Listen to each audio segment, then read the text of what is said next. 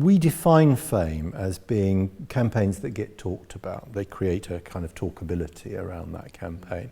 And that conversation can happen online or offline. An enormous amount of it happens offline, of course, but that's more difficult to measure. We can measure easily online. But these campaigns, they exist, they take on a life of their own. They may get passed along, they may just get talked about. But very often these days, of course, in the era of social media, it's very easy to pass along your enthusiasm, either literally by passing the video along to people or posting it in various places, or merely tweeting or sharing your enthusiasm in various ways. And we know that drives a lot of extra viewing. I mean, to come back to the drumming gorilla case study, which again, as I absolutely agree with Les, in many ways was a great learning piece at a really interesting time. And we know from the case study that the paid reach of that campaign was around about 38% from memory. But we also know that around 60% of adults had actually seen it as a piece of video.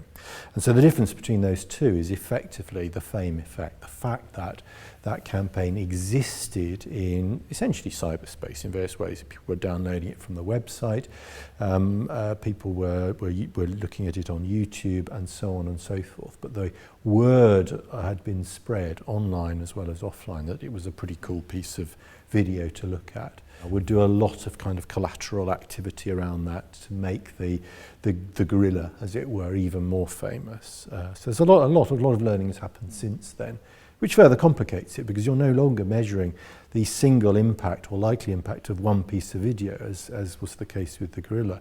That will then be exploited in many ways. And we're seeing more and more campaigns now where the TV ad is in many ways simply a teaser or an introducer to an online kind of communications